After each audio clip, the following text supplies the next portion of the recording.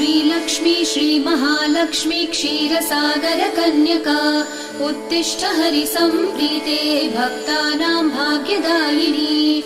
श्रीलक्ष्मी श्रीमहालक्ष्मी क्षीरसागरकन्यका उत्तिष्ठ हरिसम्प्रीते भक्तानां भाग्यदायिनी। उत्तिष्ठोत्तिष्ठ श्रीलक्ष्मी विष्णुवक्षस्थलालये उत्तिष्ठ करुणापूर्णे लोकानां शुभदायिनी।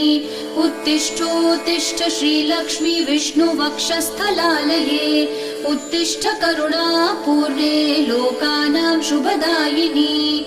श्रीपद्ममध्यवसिते वरपद्मनेत्रे श्रीपद्महस्तचिरपूजितपद्मपादे श्रीपद्मजातजननी शुभपद्मवक्त्रे श्रीलक्ष्मी भक्तवरदे तव सुप्रभातम्।